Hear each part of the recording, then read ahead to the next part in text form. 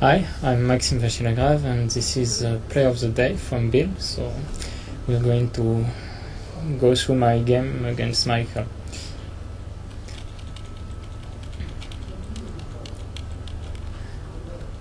So it was a marshal and I decided to go for this line with d3, which, well, I never went for, but gives some interesting play.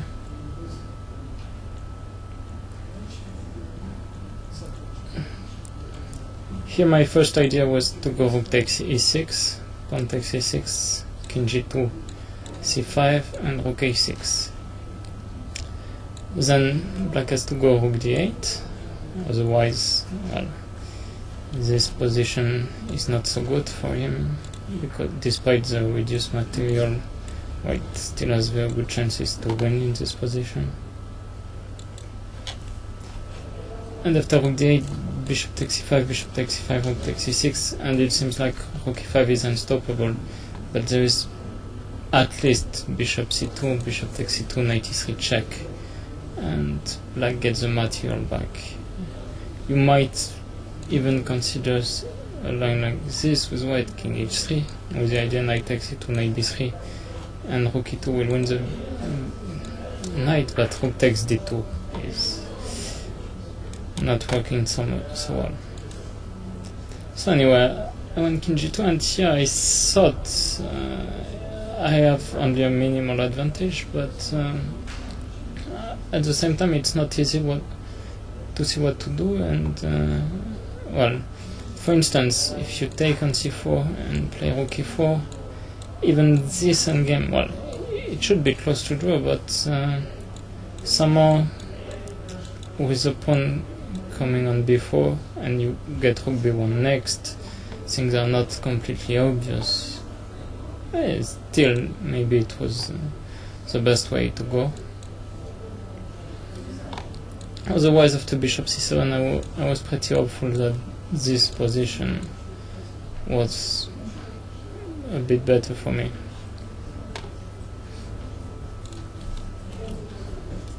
Anyway, we went into this rook and 2 bishop against rook, bishop and knight.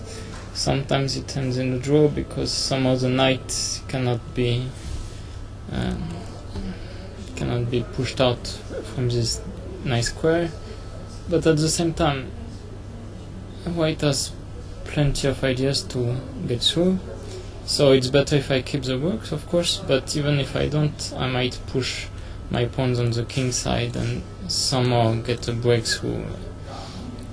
But of course my first plan was to keep the rooks and keep the pressure going, because for instance, say if I play rook a8, there we get exactly this position where you might wonder if it's a fortress.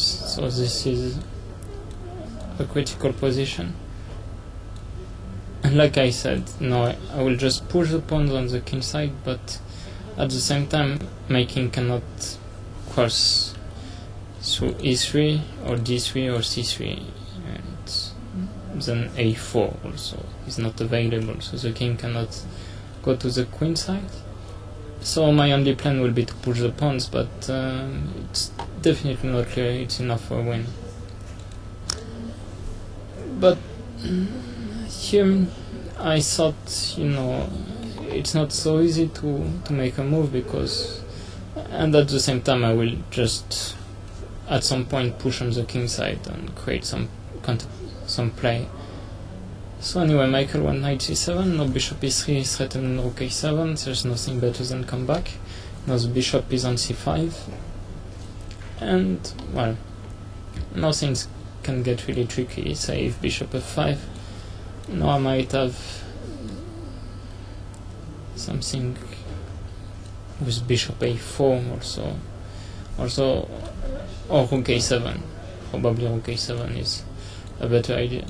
And now if you go bishop d3, I go for this line, although it's nowhere near forced, but and now you don't have f6, which means this is because of bishop g6, which means this endgame is even more unpleasant than the previous one. Anyway, f6 happened in the game, and here I was happy because now I threaten bishop g6, I also threaten rook a8. My help prevented rook a8, but after bishop g6, well, this looked absolutely terrible. I mean, there are still some ideas to go bishop c4, bishop f7, but one thing is it's not clear you're in time, and another thing is that I can go h4, h5 in that case, and leaving the same problem as before. Now the best chance was probably rook d2 check and rook takes h2. Now my idea was to go b4, rook h1, king f2, rook h2, king g1, rook e2, which is black's idea, of course, in this position.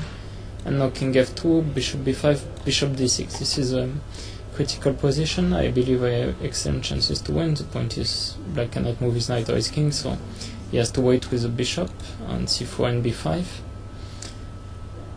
Now my plan is a long one, and it's not clear it's enough, but anyway, let's try something like this. And with the king on h5, now you can exchange the bishops, but it loses because of f5. And if you don't exchange the bishops, well, if you play, say, bishop b5, now bishop c2 and bishop b3 check, or king g6 is an option. And, well, after bishop c4, for instance, I have bishop e4 with the same ideas.